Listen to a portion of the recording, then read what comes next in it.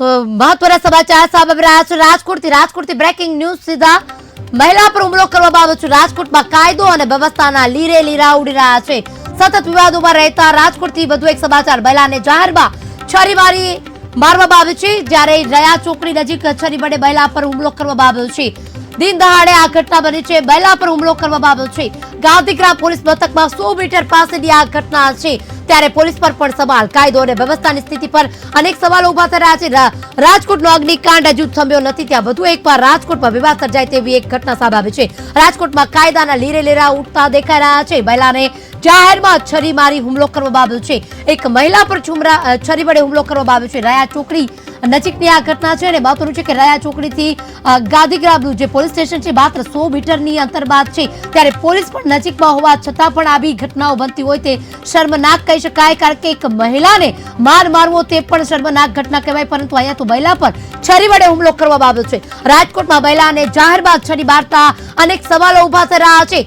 શું કાયદો વ્યવસ્થા કોઈ નામની વ્યવસ્થા અહીંયા નથી કે શું? રાજકોટ રંગીલું કહેવાય છે, પરંતુ રંગીલા રાજકોટમાં અત્યારે બે ધડક જે રીતના આ અસામાજિક તત્વો દ્વારા કરવામાં આવી રહ્યા છે, જે રીતે બાર મારવામાં આવી રહ્યો છે, અગ્નિકાંડ હજી ભૂલાઈ શકાય તેમ નથી, ત્યાં વધુ એક આવી રીતના કાયદો અને વ્યવસ્થા પર સવાલ કરતા આ ઘટના સામે આવી છે। મહિલા પર છરી વડે હુમલો કરવામાં આવ્યો છે। મહિલાને જાહેરમાં જ છરી મારવામાં આવ્યો છે। રયા ચોકડીની આ ઘટના છે। રયા ચોકડીથી 100 મીટરના અંતર બાદ હોય પોલીસ સ્ટેશન છે।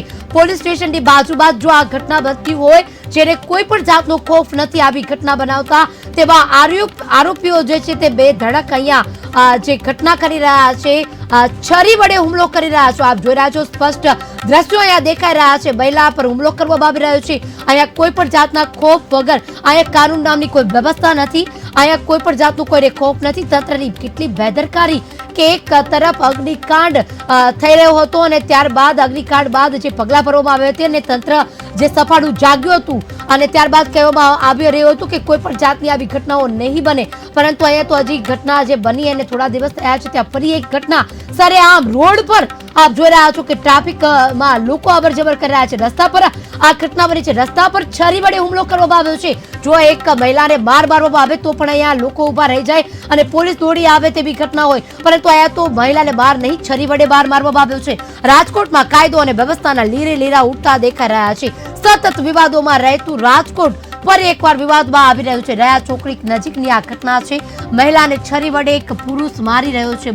કયા કારણોસર આ માર મારી રહ્યો છે તે હજુ જાણવા મળ્યું નથી, પરંતુ સરેઆમ આ ઘટના બની રહી છે, એટલે જોઈ શકાય કે કોઈ પણ જાતની કાયદો વ્યવસ્થા અહીંયા નથી। કાયદો વ્યવસ્થાના નામે કોઈ પણ વ્યક્તિને અહીંયા ખોફ નથી, કારણ કે જે રીતે સરેઆમ આવી રીતના મારતા પણ પોલીસની બીક હોય, અહીંયા તો મારવાની નહીં પરંતુ જાનથી મારી નાખે તેવી ઘટના અહીંયા સામે આવી છે। છરી વડે હુમલો કરવામાં આવી રહ્યો છે। તો આ મુદ્દે વધુ વિગત આપવા માટે શિવાંશુ જોડાઈ ચુક્યા છે આપણી સાથે। શિવાંશુ, આ રાજકોટમાં સરેઆમ જે આ ઘટના બની રહી છે આપણે જોઈ રહ્યા છીએ, છરી વડે મહિલાને હુમલો કરવામાં આવ્યો છે, શું વધુ વિગત?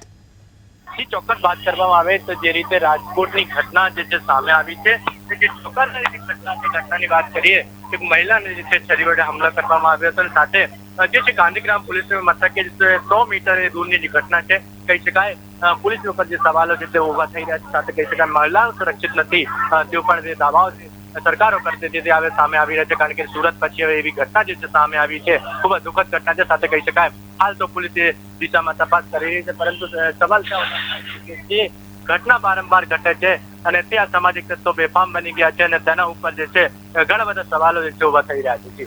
શિવાંશુ, આ ઘટના બની અને કહેવાય છે કે 100 મીટરના અંતરે જે એટલે કહેવાય છે કે રયા ચોકડી અને ગાંધીગ્રામ વચ્ચે માત્ર થોડા જ મીટરનું અંતર હોય છે। આટલી પોલીસ સ્ટેશનની નજીક જો આવી ઘટના બનતી હોય તો તંત્રની કેટલી બેદરકારી કહી શકાય, કારણ કે મહિલાને આ રીતે જે મારવામાં આવ્યો છે અને મારતું હોય ત્યાં જ પોલીસ આવી શકે છે, તો કોઈ પોલીસ ની દોડી આવી હતી, કોઈ આગળ કાર્યવાહી કરી હોય, આરોપી ઝડપાયો છે, શું વધુ વિગત?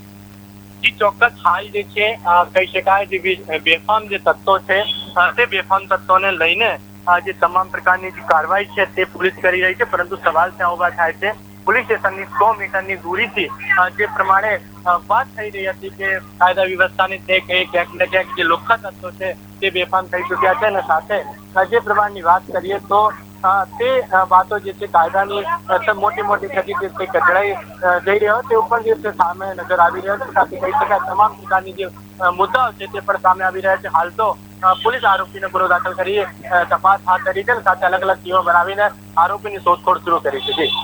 સીમાંશુ, આ જે રીતના આવી રીતના મહિલાઓ જે છે એની ઉપર હુમલો કરવામાં આવ્યો છે, આરોપી કરી રહ્યો છે આ રીતે હુમલો, તે કોઈનો મિત્ર હતો કે કોઈ બાદથી ઝઘડો થયો કે કોઈ અજાણ્યા ઈસમ દ્વારા કરવામાં આવ્યો, કોઈ વાત જાણવા મળી હોય ને અત્યારે હાલ મહિલાની હાલત કેવી છે?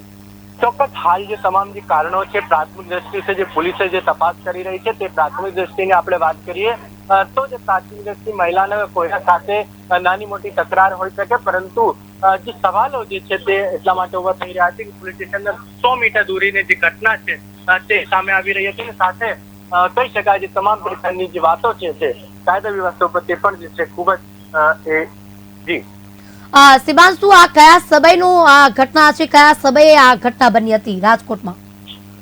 ચોક્કસ કહી શકાય જે ઘટનાની આપણે વાત કરીએ તો ગઈકાલની જે ઘટના છે અને તે ઘટનાને અનુસંધાને જે તમામ પ્રકારની જે વ્યવસ્થાઓની જયારે વાત કરીએ તો આ વ્યવસ્થાના અંતર્ગત જે તમામ પ્રકારની જે ગતિવિધિઓ છે તેના ઉપર પોલીસ ધ્યાન રાખી રહી હતી. હાલ મહત્વપૂર્ણ સમાચાર જે છે સામે આવી રહ્યા છે તો સમાચારની આપણે વાત કરીએ પોલીસે તપાસની દોરની સાથે આપણે જે કહીએ કે અત્યારે હાલ જે આરોપી જે છે તે ધરપકડની જે છે સમાચાર જે સામે આવી રહ્યા છે, ત્યારબાદ જે તમામ પ્રકારની તૈયારી જે છે તે ત્યારબાદ પોલીસ કરશે. સાથે જે હાલના જે સમાચારને પ્રમાણે વાત કરીએ મહિલા ઉપર હુમલો થયો છે તે હુમલાના સમાચાર થયા પછી પોલીસ પણ એક્શન મોડમાં જોવા મળી રહી છે.